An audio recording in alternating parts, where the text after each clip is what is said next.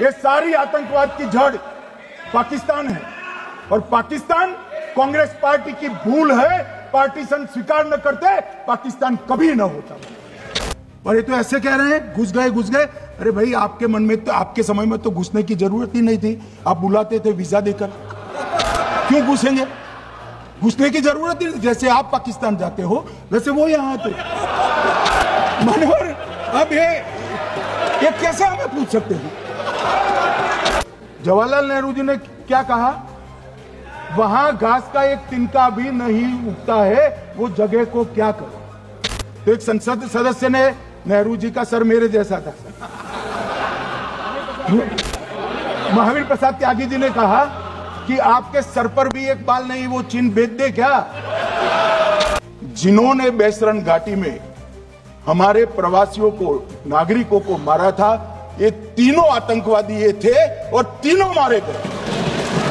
कि जब एक सूचना सुनेंगे पक्ष विपक्ष में खुशी की लहर दौड़ जाएगी, मगर स्याही पड़ गई इनके चेहरे। भाई, आप आतंकवादियों का धर्म देखकर दुखी मत होइए। अखिलेश, बैठ जाइए यार। हमारे पास प्रूफ है, वो भी मैं सदन के सामने रखना चाहता हूं कि तीनों पाकिस्तानी थे। 3 में से 2 के पाकिस्तान के वोटर नंबर भी आज हमारे पास उपलब्ध है। मान्यवर, ये राइफलें हैं, ये राइफलें भी हमारे पास उपलब्ध है।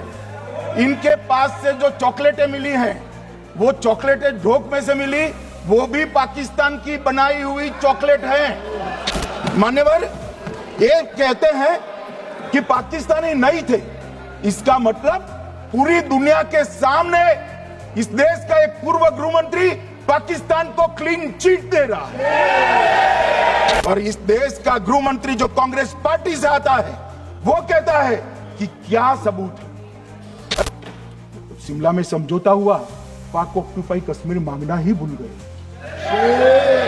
अगर उस वक्त पाक ऑक्यूपाई कश्मीर मांग लेते, न रहेगा बांस, न बजती बांसुरी। ये कैंप तोड़ने की जरूरत न पड़ती साहब आपको, हमको।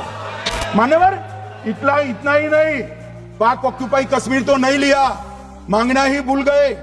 15,000 वर्ग किलोमीटर की जीती हुई भूमि भी वापस दे दी। और ये हमें सिखा रहे, ये नहीं किया, वो नहीं किया, फलाना नहीं किया, ठिकाना नहीं किया। अरे भाई, आप तो पाकिस्तान को क्लीन चिट दे रहे हो कि पाकिस्तान ने हमला ही नहीं किया है। क्या अधिकार है आपको पूछने का? कोई अधिकार नहीं है। अरे कल गोगोई जी बड़ा उछल कर बोल रहे थे। अरे गोगोई जी, आपको मालूम है उन्होंने चीन के बारे में, आसाम के बारे में क्या क्या था? आसाम को आकाशवाणी पर बाय बाय कह दिया। रिकॉर्डिंग है।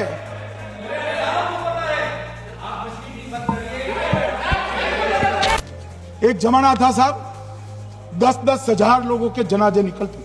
पूरे देश ने घटनाएं देखी होगी, बुरहान वानी मर गए, फला मर गए, ढिका मर गए, 10-10 हजार। अब जो मारा जाता है उसको वही दफना दिया जाता है। किसी भी आतंकवादी को उसका महिमा मंडन करने के लिए जनाजे की इजाजत नरेंद्र मोदी के शासन में नहीं।